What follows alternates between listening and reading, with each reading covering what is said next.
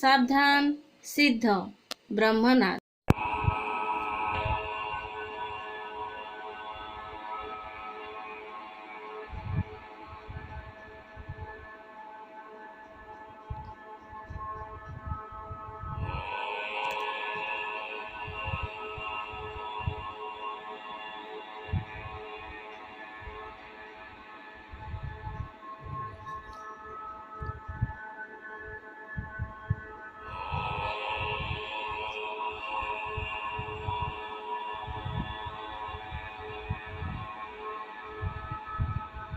शांति शांति शांति स्वस्थ। नमस्कार। नवम श्रेणीर समस्त शिशु भाई भौणी मानू आज कालांश को स्वागत तथा अभिनंदन। शिशु माने आज आम भारतीय संस्कृतिर वैशिष्ट्य गुड़िक विषय देखा, किंतु ता पूर्वर आम देखा गत कालांश कौन आम देखी ना भारतीय संस्कृति क्या कहुए और तार दुईटी वैशिष्ट्य विषय देखी। गोटे है उदारता और अन्यटी है प्राचीन। तो आम कौन देखिले ना भारतीय संस्कृतिर मूल उत्स क्या कहुए सिंधु सभ्यता और वैदिक सभ्यता। तापर आम आउ कौन देखिले ना भारतीय संस्कृति प्रथमे केबे आरंभ होइथिला ख्रीष्टपूर्व 3000 रे। भारतीय संस्कृति केते वर्षर पुराना संस्कृति अटे 5000 वर्षर पुराना संस्कृति अटे। बुझीगले एमती आप देखिले ना भक्ति आंदोलन प्रवक्ता मानकर नाम कौन थिला ना चैतन्य, कबीर, नानक, मीराबाई, वल्लभाचार्य एमान थे। सेमती सूफी आंदोलन प्रवक्ता मानकर नाम कौन थिला ना ख्वाजा मोइनुद्दीन चिश्ती, शेख निजामुद्दीन आउलिया, फरीदुद्दीन गंज ई शकर एमान थिले कौन सूफी आंदोलन प्रवक्ता मान। एमती आम दुईटी वैशिष्ट्य विषय पढ़े, किंतु आज आम अन्य वैशिष्ट्य गुड़िक विषय पढ़ा। तो तृतीय वैशिष्ट्य आसला निरवच्छिन्न संस्कृति बा निरवच्छिन्नता। अच्छा, निरवच्छिन्न माने कौन बोली बुझुच ना गोटे अंचलर मूल विषयटी जदि लोप न पाए ताहा चली आसीथिबो ताहा प्रचलित थिबो ताकू कहाजे निरवच्छिन्न। अर्थात भारतीय संस्कृतिर मूल उपादान बा भारतीय संस्कृतिर मूल भारतर मूल संस्कृति वर्तमान सुधा चली आसी। एमती अनेक देश अच्छी जो देशर कि मूल संस्कृति गुड़िक लोप पाई सारिलाणी, किंतु भारत हूँ एमती एक देश जो देश रे कि तार मूल संस्कृति लोप न पाई वर्तमान सुधा प्रचलित होई आसुछि। अर्थात भारतर संस्कृति जोटा कि पुरातन काल में थिला, जोटा कि ख्रीष्टपूर्व 3000 आरंभ होइतिला, जोटा कि 5000 वर्ष तले थिला, सेही मूल संस्कृतिर उपादान गुड़िक सेही वर्ष ठारू 5000 वर्ष पूर्व वर्तमान पर्यंत ताहा धीरे धीरे धीरे धीरे प्रचलित होई रहिछि। ताहा वर्तमान सुधा कौन प्रकार लोप पाई नाही, जेहेतु भारतीय संस्कृति भारतर मूल संस्कृति लोप पाइनी एवं वर्तमान सुधा ताहा जीवित अवस्था रही। तेणु भारतीय संस्कृति को निरवच्छिन्न संस्कृति बोली कहुए।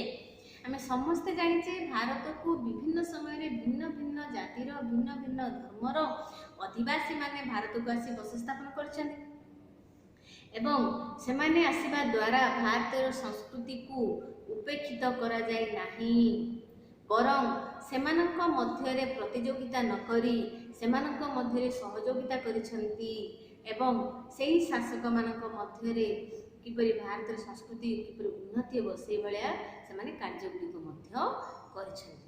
तेणु कहा जायछि जे भारत को भिन्न भिन्न जाति धर्म भाषार लोक आसिले मध्य जेहेतु सेमानक मध्यरे प्रतियोगिता सेमाने न करी सहयोगिता स्थापन करथिले एवं भारतीय संस्कृति उन्नति करथिले। तेणु जेहेतु भारतीय संस्कृति पुरातन कालरू बा प्राचीन युगरू मध्य युगरू आधुनिक युग पर्यंत भारतीय संस्कृति प्रचलित हो रही, तेणु भारतीय संस्कृति को निरवच्छिन्न संस्कृति बोली कहते। चतुर्थ कौन आसला तुम निरपेक्षता। आम समस्ते जानिचे निरपेक्ष माने बिना पक्षपात कौन प्रकार पक्षपातिता करिबा नाही, नो डिस्क्रिमिनेशन। अच्छा, भारतीय संस्कृति कौन पक्षपातिता करबनी ना मैं कहली भारत को विभिन्न समय भिन्न भिन्न जातिर भिन्न भिन्न भाषार भिन्न भिन्न धर्मर लोक मैंने सम्राट माने शासक माने भारत को आसछन्ति एवं भारत में बस स्थापन कर बुझिपारे एवं सेमाने जो भारत को आसवा फल भारत में केवल गोटे धर्मर पृष्ठपोषकता कर गोटे धर्म को ही ग्रहण कर तथापि मध्य सेमाने प्रत्येक नागरिक मानकु बा प्रत्येक आदिवासी को धर्मगत स्वाधीनता प्रदान करिसेंती। उदाहरण स्वरूप प्राचीन और मध्य युगरे केउं शासक माने थिले ना अशोक, कनिष्क, हर्षवर्धन, गुप्त वंशीय सम्राट माने थिले, अकबर थिले। बुझिपारे प्राचीन और मध्य युगरे जो शासक माने थिले जो सम्राट माने थिले से माने केवल गोटे धर्म ग्रहण करथिले जेमति अकबर केउं धर्म ग्रहण करथिले इस्लाम धर्म, अशोक केउं धर्म ग्रहण करथिले बौद्ध धर्म। तो सेही प्राचीन और मध्य युगरे जो शासक माने थिले जेमिति कि हर्षवर्धन, कनिष्क, अशोक, गुप्त वंशीय सम्राट समुद्रगुप्त, बचन, विक्रमादित्य एमिति शासक माने कौन करथिले ना गोटे धर्म ग्रहण करथिले सुद्धा से धर्मर पृष्ठपोषकता करनथिले किंबा आदिवासी मानकु सही धर्म ग्रहण करबा पई बाध्य करूनथिले। आदिवासी मानकु से अंचलर नागरिक मानकु लोक मानकु आदिवासी मानकु जेकोसी धर्म ग्रहण करिवार स्वाधीनता प्रदान करथिले। सेमाने निज इच्छा अनुसार जेकोसी धर्म ग्रहण करि परिबे, धर्म प्रचार करि परिबे। एटा थिला हमर प्राचीन युग और मध्य युग। तो सेमाने गोटे धर्म ग्रहण करथिले सुद्धा उदार धर्म नीति पोषण करुथिले। से शासक माने सबु धर्म को समान अधिकार देथिले एवं उदार धर्म नीति पोषण करुथिले। को युगरे प्राचीन और मध्य युग। तो वर्तमान आम जदि देखिबा वर्तमान आम आधुनिक युगरे देखिबा आधुनिक भारत रे भारतीय संविधान भारत को धर्मगत स्वाधीनता अधिकार प्रदान करछि। भारत को भारतर नागरिक मानकु केतेक अधिकार प्रदान करछि। आम एटा को भाग रे देखिछे भारतीय संविधान तृतीय भाग धारा 12 रु 35 रे आम देखिले जे भारतर नागरिक मानकु केतेक अधिकार प्रदान करछि। ता भितरु ए जो धर्म संबंधी अधिकार गुड़िक दुईटी अधिकार भितर देछि। गोटे हला तमरो 14 रु 18 समानता अधिकार रे आ गोटे हला 19 रु 22 स्वाधीनता अधिकार रे आम देखिले जे भारत रे प्रत्येक नागरिक को समान अधिकार प्रदान करा जायछि। आईन आखिरे भारतर प्रत्येक नागरिक समान। भारतर प्रत्येक नागरिकंकर धर्मगत स्वाधीनता अधिकार मध्य रहिछि। ए सब आम देखिले को धारा रे अछि एटा हमर 12 रु 35 भितर अछि। तो ये जो भारत को ता सहित आ कोन अछि ना 1976 मसिहार 1976 मसिहार एटा इम्पोर्टेंट अछि बोले मन देखि सुनिबा 42तम संविधान संशोधन आईन द्वारा 1976 मसिहार 42तम संविधान संशोधन आईन द्वारा कहा गला जे भारत एक कोन थिला केउ संकल्प करा जायतिला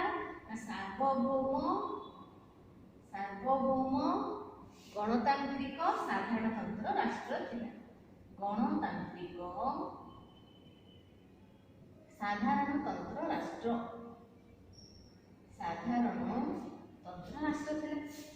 केउ संविधान संशोधन आईन 1976 मसिहार 42तम संविधान संशोधन आईन द्वारा भारत को सार्वभौम गणतांत्रिक साधारणतंत्र राष्ट्र रूपे प्रतिष्ठा करा जायतिला। किंतु परवर्ती समय एटा को परिवर्तन करा जाई कोन करा गला ना सार्वभौम समाजवादी धर्मनिरपेक्ष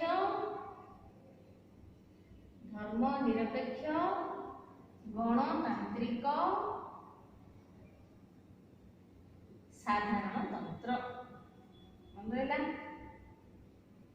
प्रथम केवल थिला सार्वभौम गणतांत्रिक साधारणतंत्र परवर्ती समय रे 1976 मसिहार 42तम संविधान संशोधन आईन द्वारा एहा संकल्प को परिवर्तन करा जाई कोन करा गला सार्वभौम समाजवादी धर्मनिरपेक्ष गणतांत्रिक ସାଧାରଣତନ୍ତ୍ର ରାଷ୍ଟ୍ର ରୂପେ ଭାରତକୁ ପ୍ରତିଷ୍ଠା କରାଗଲା। ବୁଝିପାରିଲେ ପିଲାମାନେ? ତ ଭାରତୀୟ ସଂସ୍କୃତି ଯେହେତୁ ଭାରତରେ କୌଣସି ନାଗରିକମାନଙ୍କୁ ପକ୍ଷପାତିତା କରାଯାଏ ନାହିଁ, କୌଣସି କ୍ଷେତ୍ରରେ ମଧ୍ୟ ନାଗରିକମାନଙ୍କ ମଧ୍ୟରେ କୌଣସି ପ୍ରକାର ପକ୍ଷପାତିତା ନାହିଁ, ତେଣୁ ଭାରତୀୟ ସଂସ୍କୃତିକୁ ନିରପେକ୍ଷ ସଂସ୍କୃତି ବୋଲି କୁହାଯାଏ। ପିଲାମାନେ ଆମର ପଞ୍ଚମ 5 ନମ୍ବର ବୈଶିଷ୍ଟ୍ୟ ହେଲା ବ୍ୟାପକତା। ଆମେ ପୂର୍ବରୁ କ'ଣ ଦେଖିଥିଲେ? ନିରବଚ୍ଛିନ୍ନତା ଆଉ ନିରପେକ୍ଷତା। ବର୍ତ୍ତମାନ ଆମର ବ୍ୟାପକତା ଓ ସାର୍ବଜନୀନ ପାର୍ଥକ୍ୟଟା ହେଉଛି ବ୍ୟାପକତା ଓ ସାର୍ବଜନୀନତା ମଧ୍ୟରେ 5 ନମ୍ବର କହିଲା ଭାରତୀୟ ସଂସ୍କୃତି ବ୍ୟାପକ ସଂସ୍କୃତି ଅଟେ, 6 ନମ୍ବର କହିଲା ଭାରତୀୟ ସଂସ୍କୃତି ସାର୍ବଜନୀନତା ଅଟେ। ତାର ଅର୍ଥ କ'ଣ?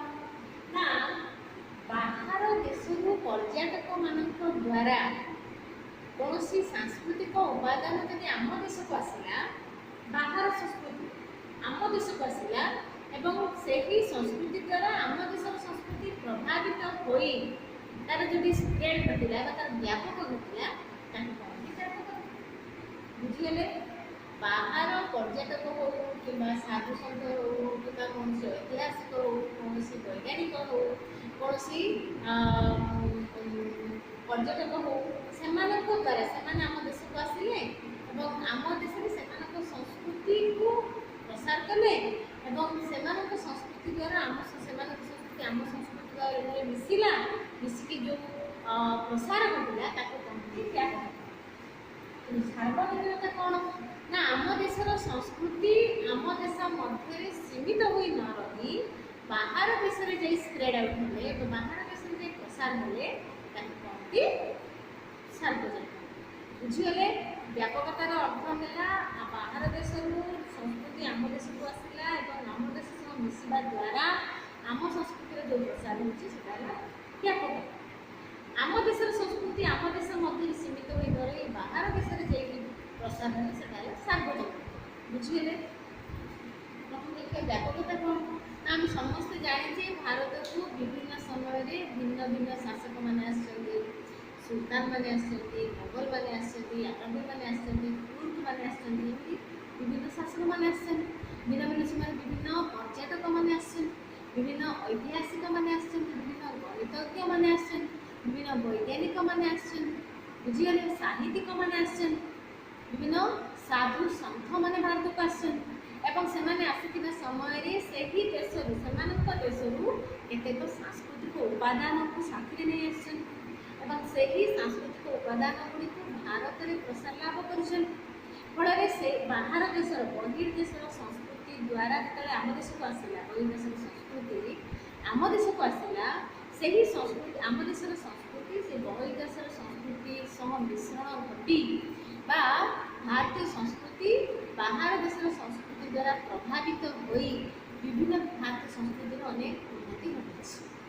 ତାକୁ କୁହାଗଲା ବ୍ୟାପକତା। ବୁଝିପାରିଲେ? ତ ପ୍ରାଚୀନ ଯୁଗରୁ ଆଧୁନିକ ଯୁଗ ପର୍ଯ୍ୟନ୍ତ ଭାରତୀୟ ସଂସ୍କୃତି ବାହାର ସଂସ୍କୃତି ଦ୍ୱାରା ପ୍ରଭାବିତ ହୋଇଛି। ଯେମିତି ଆମେ ବର୍ତ୍ତମାନ ଦେଖୁଛେ ଆମ ଦେଶର ସଂସ୍କୃତି, ଆମେ ଯାହା ସବୁ ଆମେ ସାଂସ୍କୃତିକ ଉପାଦାନ ଗୁଡ଼ିକ ଦେଖୁଛେ ସବୁଗୁଡ଼ିକ ଆମ ଦେଶରେ ଜନ୍ମ ନେଇନି, ସବୁଗୁଡ଼ିକ ଆମ ଦେଶରେ ଆବିର୍ଭାବ ହେଇନି। ଯେମିତି ତମେ କହିବା, ଆମେ କହିବା ବିଭିନ୍ନ ମଡ଼େଲ ପୋଷାକ ଗୁଡ଼ିକ ପିନ୍ଧୁଛି, ନୂଆ ମଡ଼େଲ ଖାଦ୍ୟ ଗୁଡ଼ିକ ଖାଉଛି, ସେ ଖାଦ୍ୟ ସେଇ ପୋଷାକ ଆମ ଦେଶର କି ନାହିଁ, ସେଇ ପୋଷାକ ସେଇ ଖାଦ୍ୟ ସେଇ ଚାଲିଚଳଣି ଭାଷା ବା ଇଂରାଜୀ ଭାଷା ଏ ସବୁଗୁଡ଼ିକ ବାହାର ଦେଶରୁ ଆସିକି ଆମ ଦେଶରେ ମିଶିଲା ଏବଂ ଆମ ଦେଶର ସଂସ୍କୃତି ସେମାନଙ୍କ ଦ୍ୱାରା ପ୍ରଭାବିତ ହେଲା ଏବଂ କିଛି ପ୍ରସାରିତ ହେଲା, କିଛି ଆମେ ସେମାନଙ୍କ ଠାରୁ ଶିଖିଲୁ। ଫଳରେ ଆମ ଦେଶର ସଂସ୍କୃତି ବ୍ୟାପକ। ଯେମିତି ଉଦାହରଣ ସ୍ୱରୂପ ଇଂରାଜୀ ଭାଷା। ଇଂରାଜୀ ଭାଷା ଭାରତରେ ତାର ସୃଷ୍ଟି ହେଇନି, ଇଂରାଜୀ ଭାଷା ପାଶ୍ଚାତ୍ୟ ଦେଶରୁ ଆସିଛି। ଇଂରାଜୀ ଭାଷା ଭାରତକୁ ଆସିଲା ଏବଂ ଭାରତୀୟମାନେ ଭାରତୀୟ ସଂସ୍କୃତି ଏତେ ଉଦାର ସଂସ୍କୃତି, ଏତେ ଉଚ୍ଚକୋଟୀର ସଂସ୍କୃତି ଯେ ଇଂରେଜ ଭାଷାକୁ ଭାରତୀୟମାନେ ଶିଖିଲେ ଏବଂ ନିଜ କାର୍ଯ୍ୟରେ ଲଗେଇଲେ। ଫଳରେ କ'ଣ ହେଲା? ଏଇଟା କାହାର ଉଦାହରଣ ହେଲା? ଭାରତୀୟ ସଂସ୍କୃତିର ବ୍ୟାପକତାର ଏକ ଉଦାହରଣ। ବୁଝିଗଲେ ପିଲାମାନେ? ସାର୍ବଜନୀନ। ସାର୍ବଜନୀନତା ମାନେ କ'ଣ? ନା ଆମ ଦେଶର ସଂସ୍କୃତି ଆମ ଦେଶ ମଧ୍ୟରେ ସୀମିତ ହୋଇ ନ ରହି ବାହାର ଦେଶରେ ତାର ପ୍ରସାର ଲାଭ ଘଟିଛି। ଉଦାହରଣ ସ୍ୱରୂପ ବାଣିଜ୍ୟିକ ସମ୍ପର୍କ ଦ୍ୱାରା ତମର ସିନ୍ଧୁ ସଭ୍ୟତା ସମୟରୁ ଆରମ୍ଭ କରି ଆଧୁନିକ ଯୁଗ ପର୍ଯ୍ୟନ୍ତ ଭାରତ ଅନ୍ୟାନ୍ୟ ଦେଶ ସହ ସମ୍ପର୍କ ସ୍ଥାପନ କରିଛି। ଭାରତର ସାଂସ୍କୃତିକ ଉପାଦାନ ଗୁଡ଼ିକ ଅନ୍ୟ ଦେଶକୁ ଯାଇଛି, ଅନ୍ୟ ଦେଶରେ ପ୍ରସାର ଲାଭ କରିଛି। ଯେମିତି ତମର ସିନ୍ଧୁ ସଭ୍ୟତା ସମୟରେ Bharat Iran, Greek, Egypt, Mesopotamia, Iran, Egypt, Greek, Mesopotamia ସହ କେଉଁ ସମୟରେ ଏଇଟା ସିନ୍ଧୁ ସଭ୍ୟତା ସମୟରେ ବା ପ୍ରାଚୀନ ଯୁଗରେ ଏହି ଦେଶ ଗୁଡ଼ିକ ସହ ଭାରତ ବାଣିଜ୍ୟିକ ସମ୍ପର୍କ ସ୍ଥାପନ କରିଥିଲା। ଅର୍ଥାତ୍ ବାଣିଜ୍ୟ କରିବା ପାଇଁ ଭାରତର ବଣିକମାନେ ସେହି ଦେଶ ଗୁଡ଼ିକୁ ଯାଇଥିଲେ ଏବଂ ଆମ ଦେଶର କିଛି ସାଂସ୍କୃତିକ ଉପାଦାନ ମଧ୍ୟ ବାହାର ଦେଶରେ ସେହି ଦେଶ ଗୁଡ଼ିକରେ ପ୍ରସାର ଲାଭ କରିଥିଲେ। এটা କେଉଁ ସମୟର କଥା? ପ୍ରାଚୀନ ଯୁଗ। ସେହିପରି ମଧ୍ୟଯୁଗରେ ମଧ୍ୟ ଆଧୁନିକ ଯୁଗରେ ମଧ୍ୟ ଭାରତ କ'ଣ କରିଛି ନା Tibet, Iran, Iraq, Thailand, Iran ଏମିତି ଅନେକ ଏସୀୟ ଦେଶମାନଙ୍କ ସହ ଭାରତ ସମ୍ପର୍କ ସ୍ଥାପନ କରିଥିଲା, ବାଣିଜ୍ୟିକ ସମ୍ପର୍କ ସ୍ଥାପନ କରିଥିଲା। ଯଦ୍ୱାରା କ'ଣ ହେଇଥିଲା ନା ଆମ ଦେଶର ସାଂସ୍କୃତିକ ଉପାଦାନ ସେ ଦେଶ ଗୁଡ଼ିକରେ ପ୍ରସାର ଲାଭ ହେଇଥିଲା। ସେହିପରି ଜାଭା, ସୁମାତ୍ରା, ବର୍ନିଓ, ଶ୍ୟାମ ଦେଶ, ବ୍ରହ୍ମଦେଶ ଏମିତି ଅନେକ ଦେଶରେ ମଧ୍ୟ ଭାରତୀୟ ସଂସ୍କୃତି ପ୍ରସାର ଲାଭ କରିଛି। ସେହିପରି ଅଶୋକ ଯେତେବେଳେ ରାଜତ୍ୱ କରୁଥିଲେ ସେହି ସମୟରେ ଭାରତୀୟ ସଂସ୍କୃତି ବା ଭାରତର ଯେଉଁ ଧର୍ମ ବୌଦ୍ଧ ଧର୍ମ ଶ୍ୟାମ ଦେଶ, ବ୍ରହ୍ମଦେଶ, ସିଂହଳ ବା ଶ୍ରୀଲଙ୍କା, ଶ୍ରୀଲଙ୍କା ମାନେ କେଉଁଟା କେଉଁ ଦେଶ କଥା? ଶ୍ରୀଲଙ୍କା। ବ୍ରହ୍ମଦେଶ କହିଲେ ମିଆଁମାର, ବର୍ମା ବା ମିଆଁମାର। ଶ୍ୟାମ ଦେଶ କହିଲେ ଥାଇଲାଣ୍ଡ। ଏହିସବୁ ଦେଶ ଗୁଡ଼ିକରେ ଅଶୋକଙ୍କ ରାଜତ୍ୱ ସମୟରେ ଏହି ଦେଶ ଗୁଡ଼ିକରେ ଭାରତୀୟ ସଂସ୍କୃତିର ସାର୍ବଭୌମତା ଥିଲା। ସେଥିରେ ଆମେ କ'ଣ ଦେଖିଲେ ନା ଭାରତୀୟ ସଂସ୍କୃତି ନିଜ ଦେଶ ମଧ୍ୟରେ ସୀମିତ ହୋଇ ରହିନାହିଁ। ଭାରତୀୟ ସଂସ୍କୃତି ସବୁବେଳେ ବାହାର ଦେଶରେ ମଧ୍ୟ ଆମ ଦେଶର ସଂସ୍କୃତି ବାହାର ଦେଶରେ ମଧ୍ୟ ପ୍ରସାର ଲାଭ କରିଛି। କିନ୍ତୁ ଉଦାହରଣ ସ୍ୱରୂପ ଆମେ ଯଦି କହିବା ଏବେ ତ ଆଧୁନିକ ଯୁଗରେ ଭାରତ ପ୍ରାୟ ସବୁ ଦେଶ ଗୁଡ଼ିକ ସହ ସମ୍ପର୍କ ସ୍ଥାପନ କରିସାରିଛି। ତା ସହିତ ଭାରତର ଅଧିକାଂଶ ଲୋକ ଅନ୍ୟ ଦେଶରେ ଯାଇକି ଚାକିରି କରୁଛନ୍ତି, ଅନ୍ୟ ଦେଶରେ ଇଞ୍ଜିନିୟର ଅଛନ୍ତି, ଡକ୍ଟର ଅଛନ୍ତି, ବିଭିନ୍ନ ପ୍ରକାର କାର୍ଯ୍ୟରେ ଲିପ୍ତ ଅଛନ୍ତି। ତା ସହିତ କ'ଣ ହେଇଛି ଆମ ଦେଶର ଯେଉଁ ଆମେ ରଥଯାତ୍ରା କରୁଛୁ, ଭାରତୀୟର ଯେଉଁ ରଥଯାତ୍ରା କେବଳ ପୁରୀ ମଧ୍ୟରେ ସୀମିତ ହେଇକି ରହିଛି ନାହିଁ, ସମଗ୍ର ଭାରତରେ ପ୍ରଚଳିତ। ତା ସହିତ କେବଳ ଭାରତ ମଧ୍ୟରେ ସୀମିତ କି ନାହିଁ, ଆମେରିକାରେ ହେଉଛି, ଲଣ୍ଡନରେ ହେଉଛି, ସବୁ ଦେଶରେ ପ୍ରାୟ ଅଧିକାଂଶ ଦେଶରେ ଆମ ଦେଶର ରଥଯାତ୍ରା, ଆମ ଦେଶର ପର୍ବପର୍ବାଣି, ଆମ ଦେଶର ସାଂସ୍କୃତିକ ଉପାଦାନ ଅନ୍ୟ ଦେଶରେ ମଧ୍ୟ ଦେଖିବାକୁ ମିଳୁଛି। ଏଥିରୁ ଆମେ କ'ଣ ଜାଣିଲେ ନା ଭାରତୀୟ ସଂସ୍କୃତି ନିଜ ଦେଶ ମଧ୍ୟରେ ସୀମିତ ନାହିଁ। ଦେଖ ଆମ ଦେଶର କେତେକ ଲୋକନୃତ୍ୟ ଗୁଡ଼ିକ କେବଳ ଭାରତ ମଧ୍ୟରେ ସୀମିତ କି ନାହିଁ, ଭାରତ ବାହାରେ ମଧ୍ୟ ଅନ୍ୟାନ୍ୟ କିଛି ଆନ୍ତର୍ଜାତିକ ଦେଶ ଅଛି ଯେଉଁ ଦେଶ ଗୁଡ଼ିକରେ ଆମ ଦେଶର ସଂସ୍କୃତି ନେଇକି ସେଠାରେ ପ୍ରଚାର ହେଇଛି ବା ପ୍ରସାର ହେଇଛି। ବୁଝିପାରିଲେ? ତେଣୁ ଏଥିରୁ ଆମେ ଦେଖିଲେ ଆମେ ରଥଯାତ୍ରା ସମୟରେ ଦେଖିଥିବା ରଥଯାତ୍ରା ୟୁଏସ୍ଏରେ ବା ଆମେରିକାରେ ରଥଯାତ୍ରା କିପରି ପାଳନ ହେଉଛି, ପ୍ୟାରିସରେ କିପରି ପାଳନ ହେଉଛି, ସୁଇଜରଲ୍ୟାଣ୍ଡରେ କିପରି ପାଳନ ହେଉଛି, ଲଣ୍ଡନରେ ଆମେ ଫଟୋ ଗୁଡ଼ାକ ଦେଖିଥିବା। ଏଥିରୁ ଆମେ କ'ଣ ଦେଖିଲେ ନା ଆମ ଦେଶର ସଂସ୍କୃତି, ଆମ ଦେଶର ନୃତ୍ୟ, ଆମ ଦେଶର ସଙ୍ଗୀତ, ଆମ ଦେଶର କାର୍ଯ୍ୟକଳାପ, ଆମ ଦେଶର ପର୍ବପର୍ବାଣି, ଆମ ଦେଶର ଯାତ୍ରା ଏସବୁ ଗୁଡ଼ିକ ଆମ ଦେଶ ମଧ୍ୟରେ ସୀମିତ ହୋଇକି ରହିନି, ବରଂ ଏହା ବାହାର ଦେଶରେ ମଧ୍ୟ ପ୍ରସାର ଲାଭ କରିଛି। ଏଥିରୁ ଆମେ କ'ଣ ଦେଖିଲେ ନା ଭାରତୀୟ ସଂସ୍କୃତିର ସାର୍ବଜନୀନତା ବ୍ୟାପକତା ଘଟିବା ସହ ସାର୍ବଜନୀନତା ମଧ୍ୟ ଘଟିଛି। ଆର ଏକ ଉଦାହରଣ ହେଲା ଖ୍ରୀଷ୍ଟପୂର୍ବ 327ରେ ଗ୍ରୀକ୍ ବୀର ଆଲେକ୍ଜାଣ୍ଡର ଭାରତ ଆକ୍ରମଣ କରିବେ। ଗ୍ରୀକ୍ ବୀର ଆଲେକ୍ଜାଣ୍ଡର ଖ୍ରୀଷ୍ଟପୂର୍ବ 327ରେ ଗ୍ରୀକ୍ ବୀର ଆଲେକ୍ଜାଣ୍ଡର ଭାରତ ଆକ୍ରମଣ କରିଥିଲେ ଏବଂ ସେ କ'ଣ କରିଥିଲେ ସେମାନେ ଭାରତରୁ ବା ଗ୍ରୀକ୍ ମାନେ ଭାରତରୁ ଦୁଇଟି ଶିକ୍ଷା ଗ୍ରହଣ କରିକି ଯାଇଥିଲେ। ଗୋଟେ ହେଲା ଭେଷଜ ଜ୍ଞାନ, ଭେଷଜ ମାନେ କ'ଣ ଥିଲେ? ଭେଷଜ ଜ୍ଞାନ, ଆଉ ହେଲା ଗଣିତ ଶିକ୍ଷା। ଗଣିତ ମାନେ ଆମେ ଜାଣିଛେ ଭେଷଜ ମାନେ ଭେଷଜ ମହାବିଦ୍ୟାଳୟ ତାର ଅର୍ଥ କ'ଣ? ମେଡ଼ିକାଲ ସାଇନ୍ସ, ମେଡ଼ିସିନ, ଡାକ୍ତରୀ ବିଦ୍ୟା। ବୁଝିଗଲେ? ଗ୍ରୀକ୍ ବୀର ଆଲେକ୍ଜାଣ୍ଡର 327ରେ ଭାରତ ଆକ୍ରମଣ କଲେ ଏବଂ ଭାରତରୁ ଗ୍ରୀକ୍ ମାନେ ଦୁଇଟି ଶିକ୍ଷା ଅର୍ଜନ କରିଥିଲେ। ଗୋଟେ ହେଲା ଗଣିତ ବିଦ୍ୟା ଆଉ ହେଲା ଭେଷଜ ବିଦ୍ୟା। ବୁଝିଗଲେ? ତ ଆମର ଗଣିତ ଏବଂ ଭେଷଜ ବିଦ୍ୟା କୋଉ ଦେଶକୁ ଗଲା? ଗ୍ରୀକକୁ ଗଲା। ଫଳରେ ଆମର ସଂସ୍କୃତିର ସାର୍ବଜନୀନତା ଘଟିଲା ନା ନାହିଁ? ଆଚ୍ଛା, ସେମିତି ଅଶୋକ ତାଙ୍କର ପୁତ୍ର, ଅଶୋକଙ୍କ ପୁତ୍ରଙ୍କ ନାମ କ'ଣ ଥିଲା? ମହେନ୍ଦ୍ର। ଅଶୋକଙ୍କ ପୁତ୍ରଙ୍କ ନାମ ମହେନ୍ଦ୍ର ଏବଂ କନ୍ୟା କିଏ ଥିଲେ? ସଂଘମିତ୍ରା। ଏ ଦୁଇ ଜଣ ଯାକ କୋଉଠି ଯାଇଥିଲେ? ସିଂହଳ। ସିଂହଳ ଯାଇଥିଲେ। ସିଂହଳ କହିଲେ ବର୍ତ୍ତମାନ କୋଉଟା କହିଲୁ? ଶ୍ରୀଲଙ୍କା। ସେପରି ତାଙ୍କର ଦୁଇ ଜଣ ଦୂତ, ଶୋଣ ତାପରେ ହେଲେ ଉତ୍ତର। ଶୋଣ ଓ ଉତ୍ତର ମାନେ କୋଉଠି ଯାଇଥିଲେ? ବ୍ରହ୍ମଦେଶ। ବ୍ରହ୍ମଦେଶ। ତ ବ୍ରହ୍ମଦେଶ ତା ପରବର୍ତ୍ତୀ ନାମ କ'ଣ ହେଇଥିଲା? ବର୍ମା। ବର୍ତ୍ତମାନ ବର୍ମାର ବା ବ୍ରହ୍ମଦେଶର ନାମ କ'ଣ ଅଛି? ମିଆଁମାର। ମନେ ରହିଲା?